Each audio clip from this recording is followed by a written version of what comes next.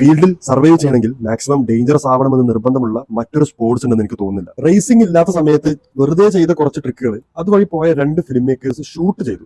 അവർ share ചെയ്ത video ഭയങ്കരമായിട്ട് വൈറലായി. ഈ റേസേഴ്സിന് റേസിംഗിനേക്കാളും കൂടുതൽ ഇഷ്ടം ജമ്പുകളായിരുന്നു. ആദ്യം കാറുകൾക്ക് മുകളിലൂടെ ആയിരുന്നെങ്കിൽ പിന്നീട് അത് ട്രക്കുകളൊക്കെ ആയിട്ട് മാറി. ഫസ്റ്റ് വീഡിയോ ഹിറ്റ് ആയപ്പോൾ അവർ ഡീറ്റെയിൽ ആയിട്ട് ഒരു വീഡിയോ കൂടി ഇറക്കി.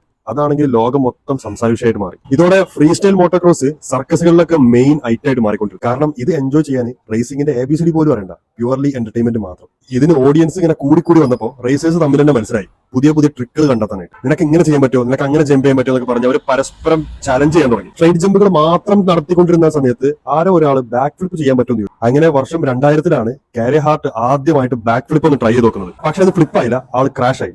അടുത്ത വർഷം ഇതുപോലെ അറ്റംപ്റ്റ് ചെയ്തു, അതും ക്രാഷ് ആയി. ഇത് പല കോമ്പറ്റീഷൻസിൽ പലരും ട്രൈ ചെയ്തുകൊണ്ടിരിക്കുന്നുണ്ട്. അപ്പോഴാണ് അതേ വർഷം ട്രാവിസ് പസ്ട്രാന ഈ ഒരു അറ്റംപ്റ്റ് നടത്തിയിട്ട് സക്സസ് ആവുന്നത്. അതോടെ ബാക്ക് ഫ്ലിപ്പിന്റെ പുതുമ നഷ്ടപ്പെട്ടു. ഇനി ആരും ചെയ്യാത്ത എന്തെങ്കിലും ഉണ്ടോ, അതാണ് ചെയ്യേണ്ടത്. പിന്നെ എല്ലാവരും ശ്രമിച്ചുകൊണ്ടിരുന്നത് ബാക്ക് ഫ്ലിപ്പിന്റെ കൂടെ എന്ത് ചെയ്യാൻ പറ്റുന്നതാണ്. സൂപ്പർമാൻ ബാക്ക് ഫ്ലിപ്പ് ആയാലോ, അല്ലെങ്കിൽ ഒരു ഡബിൾ ബാക്ക് ഫ്ലിപ്പ്, അല്ലെങ്കിൽ ഇതിന്റെ രണ്ടിന്റെയും കോമ്പിനേഷൻ, അങ്ങനെ പലതും ട്രൈ ചെയ്ത് തുടങ്ങി. എല്ലാം അങ്ങനെ ഇന്നോവേറ്റ് ചെയ്ത് ഇതിന്റെ ട്രിക്കുകളൊക്കെ കൂടുതൽ ഡേഞ്ചറസ് ആയിക്കൊണ്ടിരുന്നു. കാരണം എത്രത്തോളം ട്രിക്ക് ഡേഞ്ചറസ് ആവുന്നോ അത്രത്തോളം ആളുകൾ കാണാനുണ്ട്, സ്പോൺസേഴ്സ് കാണാനുണ്ട്, പൈസയും കിട്ടുന്നുണ്ട്. അറ്റംപ്റ്റുകൾ ഡേഞ്ചറസ് ആയി തുടങ്ങിയപ്പോൾ ഇഞ്ചുറീസ് ഇതിന്റെ ഒരു കൂടപ്പറപ്പായി.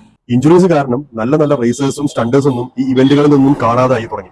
അതിനുശേഷമാണ് ഫോം പിറ്റുകളും എയർ ബാഗ്, സേഫ്റ്റി ഗിയേഴ്സ് ഇതുപോലെയുള്ള ലാൻഡിംഗ് സേഫ് ആക്കാനുള്ള ടെക്നിക്കുകളൊക്കെ പുതുതായിട്ട് കൊണ്ടുവന്നു. കേരളത്തിൽ ഇതുപോലത്തെ ഫ്രീ സ്റ്റൈൽ മോട്ടോക്രോസ് റൈഡേഴ്സ് ഉണ്ടോ?